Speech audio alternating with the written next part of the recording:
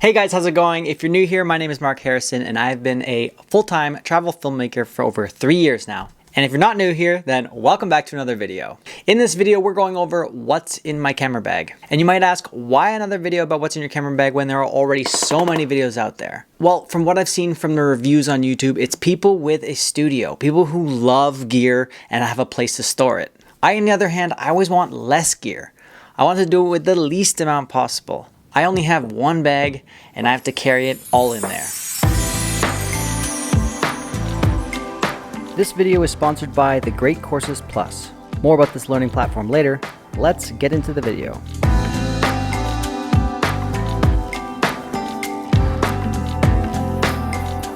So I believe after doing this for 3.5 years, I have found the perfect setup that suits my needs. So I'm going to go over the gear in the following order. First item is camera, then lenses, then drone, then action cam, 360 camera, then second camera or phone, lights, then laptop, camera bag, followed lastly by accessories, and there's a few things in that category. And in the bottom of the video, I've broken up this video into sections or chapters. So if you're not interested in a certain section, then you're gonna skip forward to the items that you are interested in. All right, here we go. The EOS R5, the brand new, hyped up, overheated Canon R5. And the reason why I went for the Canon R5 is because of the stabilization. I know the Sony a7S III has a 4K 120 without overheating. However, it doesn't have the same stabilization as the Canon R5. I am wanting to capture moments on the fly as they go, run and gun without having to set up scenes, use gimbals. I just want to run around, pointing the camera and it be stable. So that's my primary concern. I want to have full frame, high quality for photos. So this one has a massive 42 megapixel sensor. Now, why not the R6? Well, the R6 is also an amazing, cheaper option for people that are wanting to do YouTube. However, I do still film some professional work for either tourism board clients, weddings, or other various clients that might need high quality 4K 120. This camera is a beast. It kind of does it all. I can't really carry around a C70 or a red camera with me. That's also leveling up into the next price range. But this camera for a DSLR, for a travel videographer, this camera truly does it all. If you still can't afford the full frame lineup, the Lumix GH5 is still the best stabilized camera on the market and has served me for the last 3.5 years. So I still recommend that one.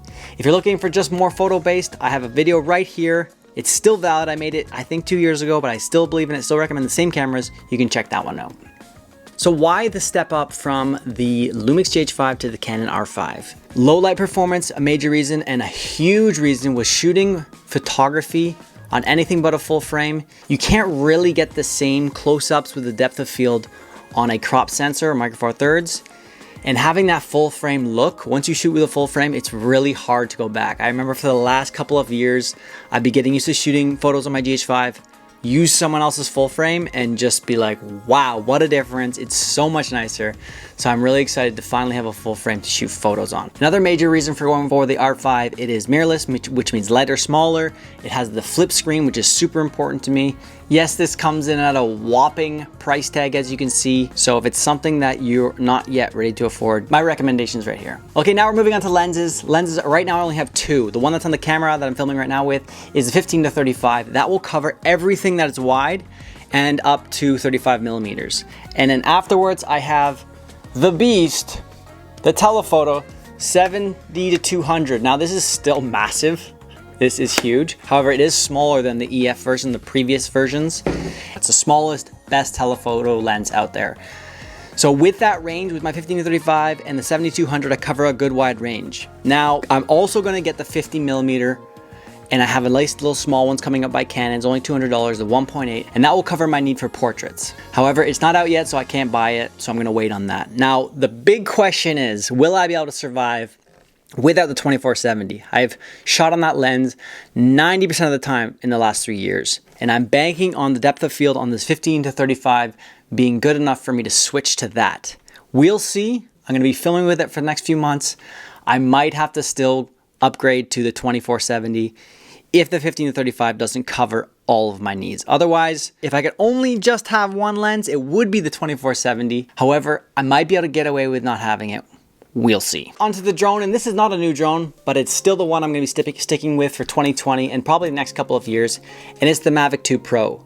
Why? The Mavic 2 Air or even the new Mini 2, also really amazing drones. They both film 4K and they're tiny. I really considered getting one. However, if I do need the quality, especially for photos, it's the 1-inch sensor on the Hasselblad that has stuck with me, which is why I'm still going to stay with this one. Yes, it's a little bit heavier, although it's still compact enough to justify the extra weight.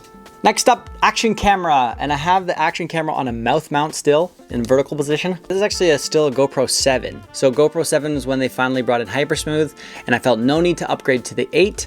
However, I will probably upgrade to the 9 soon. The 9 has proven to be quite a bit better than the 7 from the reviews I've seen, especially with the stable horizon thing. For the amount I use GoPro, which is very little, especially since I use 360 all the time now, I'm sticking with the 7 for now until I break it. Then I'll upgrade to the 9. That brings me to a next point, and that's 360 camera, which I'm using this all the time now, especially for TikTok and Instagram Reels. Insta360 1R has been my new favorite 360 camera.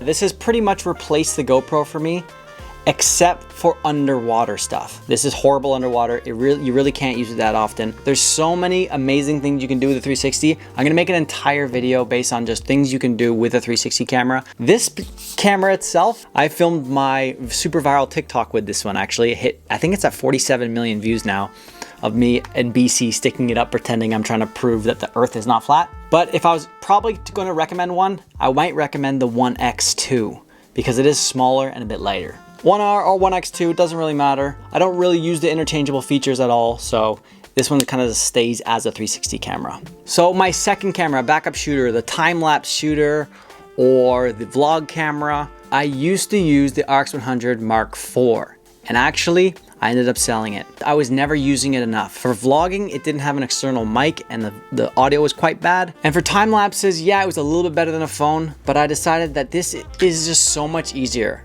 Having the iPhone 11, or I guess you get an iPhone 12 now, is the way to go. The wide angle lens on this is so versatile. Phones are just keep getting better and better and better. Even Samsung and Vivo, Huawei, I mean, they're all such good cameras on these phones now. So the phone is good for all of my quick vlog things, time lapses, it's perfect. Let's take a moment to thank the sponsor of today's video, the Great Courses Plus. This learning platform has been a great source of learning for me, especially since I can watch and learn while offline on the road. It's a subscription, on-demand video learning service with over 11,000 video lectures from top Ivy League professors to National Geographic photographers. You can learn from any category that interests you, and there are so many to choose from. I've personally been loving the travel series, especially African safaris.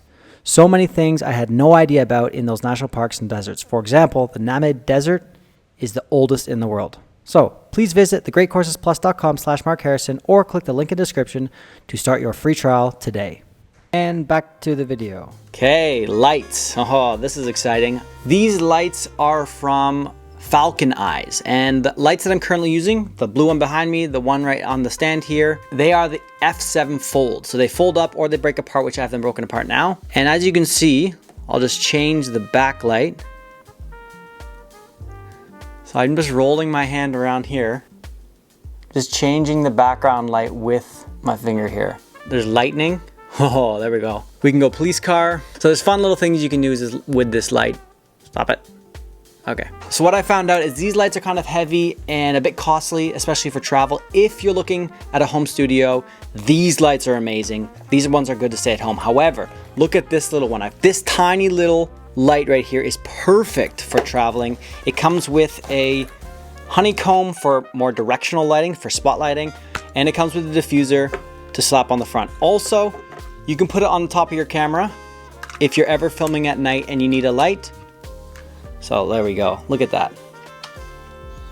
But yeah, this one is just gonna be perfect for taking on the road with me if I ever need to light myself up with unpredictable lighting. You can also do all the same controls on the Mini with the app. So the Mini is only $50. However, the big Fold, F7 Fold, is around, I think, $250. And it comes with a big honeycomb grid and the diffuser and the ability to kind of backlight a scene as well. I'll be traveling definitely with the Mini. Laptop, I have 16-inch MacBook Pro, and I spent a lot of money on it. However, I found out that the new MacBooks with the M1 chip, even the MacBook Air performs faster than this now. and it's only $1,000. So I spent maybe too much money on this. However, the 16-inch screen is super nice because I can't have a studio with multiple displays or big wide displays. So the 16-inch is a great portable option for if you need a bigger display. Okay, next up, camera bag. All right, let's get rid of the laptop for this one. Talk about bag. Here's the bag I used to use and used to love, which is the Wander 31 liter Provoke. And it's a great bag. However, I broke it 4 times and I had really light gear. So they replaced it. This is the 5th bag I've had. They've replaced it, but they told me we're not gonna replace it again if you break it. And I'm like, well, what kind of lifetime warranty is that? That's ridiculous. Wander broke my heart, so I had to switch to something else. But my new and improved bag is this company from Germany, Compagnon. I haven't fully had the chance to field test it yet. It fits my 16-inch laptop, no problem. It has a ton of space for my lenses, especially now that I have bigger ones. My favorite feature is this 12-liter roll top. Look at how much extra space you can have if you want to roll up the top. How fun is this clip it has right here? Oh, can you see that? Oh, I don't understand. It's like magnetic or something, but quick camera access if you need it. Also, what happened with my Wander is it broke on the zipper. This has that protection right there so that it takes the stress off of the zipper and puts it on the strap. So that's a really big positive. They have these little removable kind of packs. So I put all of my money, my cash in here that you use for visas when you're going into various countries for visas. And then here, I think this is supposed to be for passports and it would be amazing if it was. However, the passport doesn't fit. Compagnon, if you're watching this, can you just make one a little bit bigger and then I'll buy it.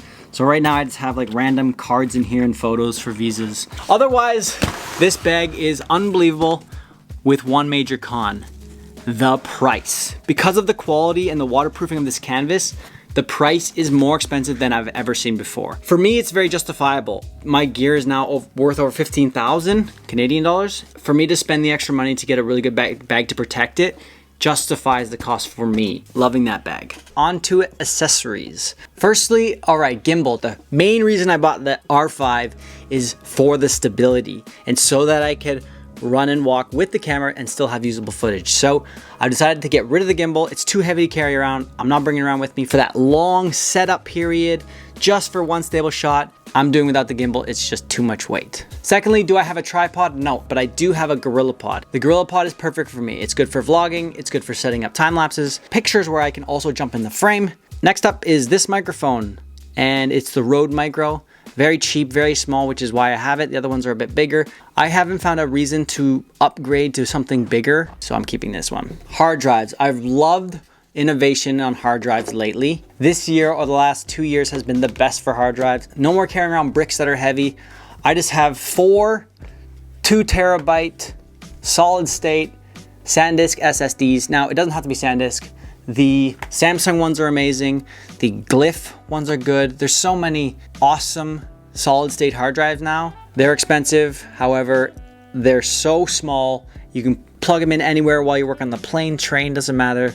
They're amazing. So these are 2 terabytes, but when they go to 4 and to 8 terabytes, that's gonna be awesome. I also don't have a variable ND filter for my camera yet. I'm probably gonna get the Peter McKinnon one. Filming with a wide aperture on a bright day, it's kind of something that you have to have. Dongle for laptop. This Charge M Pro is one of the fastest. I watch reviews on YouTube. This is the fastest one. If you have any questions about what gear you should buy, tell me your budget, throw it in the comments. I'll do my best to respond to them. If you liked the video, please give a thumbs up. It truly does help. Subscribe, hit notifications, and we will catch you in the next one.